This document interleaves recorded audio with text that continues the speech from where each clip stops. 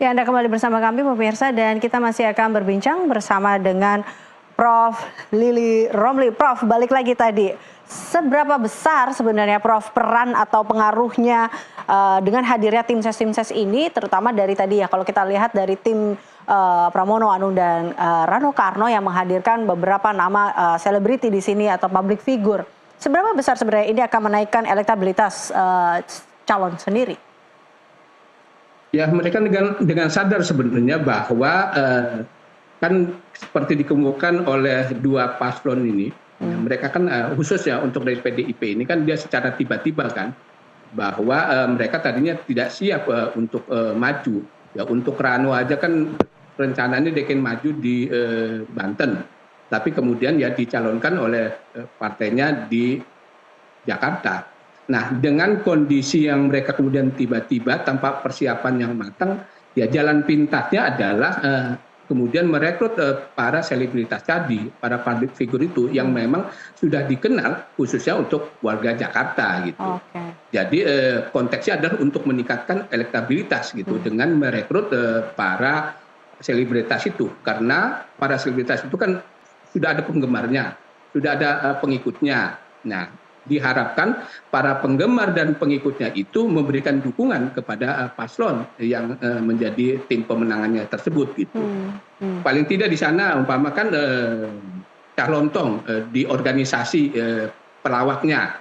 Nah, mungkin kan di antara pelawak-pelawak itu kan pasti ada kohesivitas ya, ada solidaritas gitu bahwa calontong ini menjadi ketua tim pemenangan pasangan Pramono Rano Karno. Pasti teman-temannya di dunia hiburan tersebut juga akan memberikan support gitu, dukungan. Begitu juga dengan artis-artis yang lain gitu loh. Dan mereka itu masing-masing punya pendukung. Nah, tentu dari mulut ke mulut diharapkan memberikan sentimen positif terhadap pasangan Pramono dan Rano Karno ini gitu loh.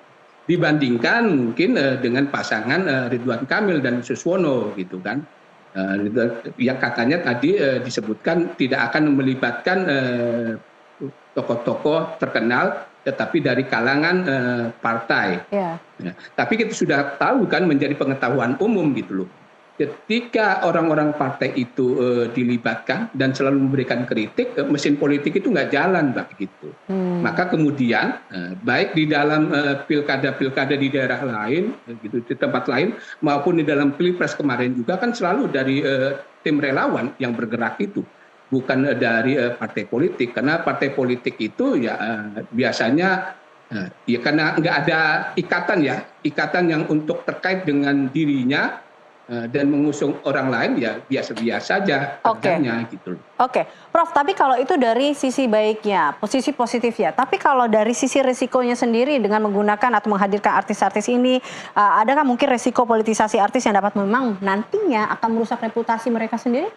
Apa yang mungkin harus diwaspadai dalam hal ini? Misalnya media sosial juga di sini. Ya, bisa jadi memang itu sekiranya sudah diperhitungkan gitu, baik oleh Rano Karno dan Pak Pramono maupun oleh para artis itu yang terlibat gitu, bahwa ketika dia memberikan dukungan pasti itu ada tuduhan dan lain sebagainya, politisasi artis dan sebagainya. Tetapi kan kemudian publik juga sudah seperti makmur, Mbak, karena banyak juga sekarang selebritas yang menjadi anggota DPR, DPRD, bahkan menjadi bupati, kepala daerah dan di tempat lain, sehingga publik gitu seperti akan meresponnya biasa aja, kecuali artis yang dilibatkan itu bermasalah, baik secara moral, cacat integritas dan sebagainya. Nah, saya cermati mereka-mereka yang terlibat itu, para artis itu tidak bermasalah, Mbak. Sehingga mungkin tadi resistensi ini akan kecil gitu. Bahwa akan ada dampak negatif bahwa ini ya politisasi artis, ini dalam rangka numpang ketenaran, bisa aja tuh muncul seperti itu gitu loh. Tetapi saya kira mungkin para artis itu sendiri akan memberikan pembelaan gitu loh. Memberikan pembelaan di sana gitu.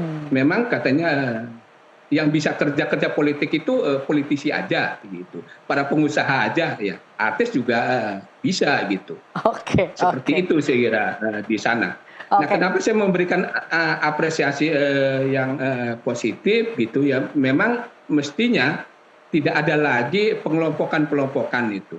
Ini artis, ini non artis, ini Ya, pengusaha, ini birokrat dan sebagainya. Mestinya semua oke. dilibatkan gitu. Tetap asal saya bilang mereka yang dilibat itu betul-betul memiliki integritas, gitu. Nah, Tidak oke. cacat moral. Hmm, Hmm, hmm.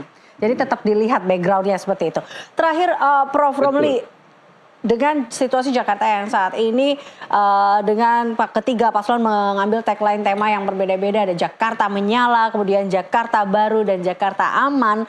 Sosok kepala daerah yang seperti apa sebenarnya yang memang dibutuhkan untuk Jakarta saat ini dan yang diinginkan atau yang dibutuhkan oleh warga Jakarta? Sebenarnya kan sederhana ya, yang diinginkan oleh warga Jakarta dan atau orang yang datang ke Jakarta. Persoalan keseharian itu, persoalan banjir, persoalan kemacetan, gitu kan, persoalan polusi, persoalan kemiskinan. Ada jarak gap itu antara orang-orang kaya di Jakarta dengan daerah-daerah kumuh. Sebenarnya fokus ke sana aja sebenarnya, nggak usah yang lain-lain gitu, karena itulah yang dirasakan sehari-hari oleh warga Jakarta maupun orang yang datang ke Jakarta. Nah, yang saya lihat tadi ketika Mbak Aliza membacakan visi misi itu tidak ada yang fokus mengatasi bagaimana masalah banjir, bagaimana masalah kemacetan itu secara real gitu. Mungkin yang saya pahami sih, karena persoalan-persoalan itu ternyata dari gubernur yang satu ke gubernur yang lain tidak pernah teratasi, sehingga kemudian mereka tidak mau terjebak gitu, tidak mau terjebak, janji-janji itu ternyata tidak teratasi.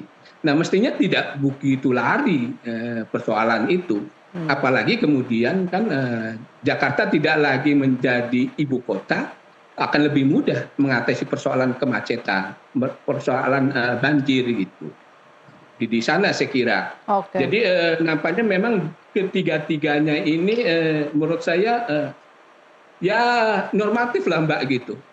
Normal. Semua kan memang tahu mengatasi persoalan kesehatan, Ya, ya, persoalan pendidikan, ya. persoalan Oke, infrastruktur. oke.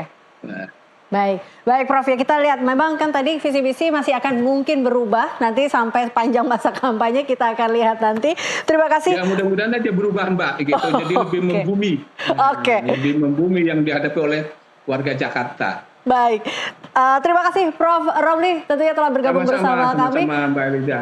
Baik pemirsa, demikian perbincangan kita bersama dengan peneliti senior Pusat Riset Politik Badan Riset dan Inovasi Nasional atau BRIN, Prof. Lili Romli. Dan informasi tadi atau dialog tadi sekaligus mengakhiri jumpa kita di NTV Election hari ini. Nusantara TV kini hadir 24 jam nonstop melalui siaran digital free to air di 120 kota di Indonesia. Live streaming di portal ntvnews.id dan nusantaratv.com serta layanan video.com dan YouTube channel @Nusantara TV Official. Dan pemirsa, atas nama kerabat kerja yang bertugas, saya Eliza Hasan mengucapkan terima kasih atas kebersamaan Anda. Sampai jumpa.